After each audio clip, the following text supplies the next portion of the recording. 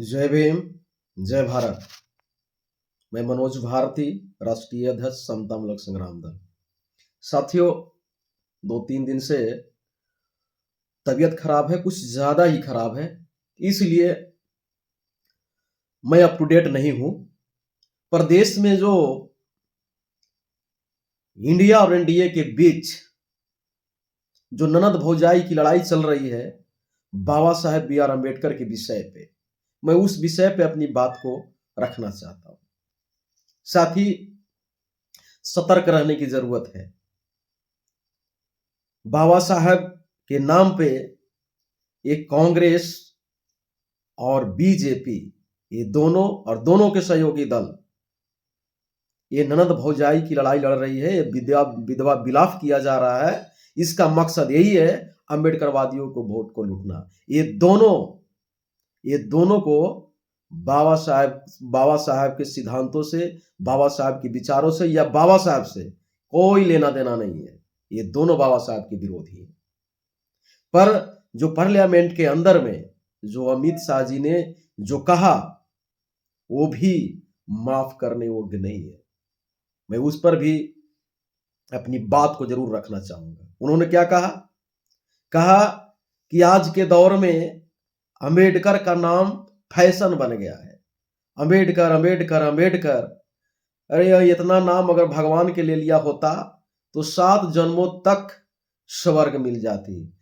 अरे अमित शाह जी, कोई भगवान के नाम लेने से स्वर्ग नहीं मिलता है। जो भी भगवान का नाम लिया उसको नरक ही मिला है, ये याद रखिएगा। मैं पूछना चाहता हूं कि आप भगवान की बात करते हैं, ये स्वर्ग मिलेगा? भगवान तो खुद नरक में चले गए थे जब उनका खुद का संविधान था। याद कीजिए इतिहास को, नहीं तो मैं इतिहास आपको पढ़ा देता हूं। और स्वर्ग और नरक पर बात अगर करेंगे ना तो बखिया उधेड़ दूंगा। जब भगवान का इस देश में, आपका जो भगवान है ना, उसका कानून जब था तो अरे गोरे लोग आए और मंदिर लूट के चले गए, मंदिर तहस नहस करके चले गए, और मंदिर के जो अनुयायी था उसको इज्जत लूट के भी चले गए। दर दर भटक रहे थे आपके भगवान। पर जब बाबा साहब के संविधान इस देश में लागू हुआ, और उसी संविधान का देन है, उसी संविधान के तहत चलने वाली न्यायालय का देन है कि आज राम का भी छत मिल चुका है अयोध्या में, तो वो भी नसीब नहीं होता। ये है बाबा साहब संविधान का ताकत।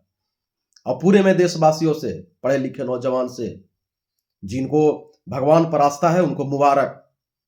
पर मैं तमाम बुद्धिजीवी लोगों से मैं निवेदन करना चाहूंगा, ये भगवान मतलब अंधविश्वास और अम्बेडकर मतलब विज्ञान, ज्ञान होता है। और विज्ञान से बड़ा भगवान नहीं है। अगर भगवान बड़ा है तो मैं इनसे पूछना चाहता हूं कि भगवान के तो कोई देखा नहीं, पर भगवान के रूप में जो मूर्ति लगा हुआ है वो भी बीमार पड़ते हैं। और जब बीमार पड़ता है तो विज्ञान को ही खोज होती है। भगवान को ठंडा लग रहा है, भगवान को गर्मी लग रहा है, भगवान को बुखार लग रहा है, भगवान को जुकाम हो गया है, और ये सारी चीजों को ठीक करने के लिए विज्ञान की जरूरत है। एसी लाओ, हीटर लाओ, कपड़ा उठाओ, ये तो तमाम तो पेपरों में मैं देख रहा हूं, न्यूज में देख रहा हूं। जिस भगवान की विज्ञान की जरूरत है वो कैसा भगवान है भाई? कौन भगवान है? कैसा भगवान है? और ऐसा विज्ञान का वो उपयोग कर रहा है जो उसके अनुयायी बनाया ही नहीं है। लाइट लगाओ, माइक लगाओ, माइक में हनुमान चालीसा पढ़ा जाएगा, 2-4 किलोमीटर दूर तक सुनाई दिया जाएगा, तो ये भगवान के अनुयायी माइक बनाया है। लाइट लगाओ, पूरा इंजोला होगा, तो ये लाइट भगवान का अनुयायी बनाया है। बनाना कुछ नहीं, और कीर्तन भजन 24 घंटा। हमारे बहुजन युवा जो हैं वो सतर्क हो जाएं,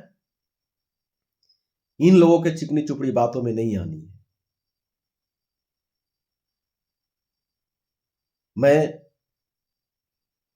इतनी बात बोल के अपनी वाणी का विराम देता हूं। और कांग्रेस एवं तमाम उनके अनुयायी से भी मैं कहना चाहूँगा कि आपका भी लोग इतिहास जानते हैं कि आपका बाबा साहब के साथ कितना प्रेम था, आपने बाबा साहब को कितना जलील किया था और कितना तड़पाया था और कितना यहाँ के एससी, एसटी और ओबीसी से आपका लगाव था, कितना हक अधिकार के बात आप अपने सरकार में किए हैं, ये कोई भूला नहीं है, सभी लोग जानता है। विधवा विलाप करने से कोई फायदा नहीं होगा।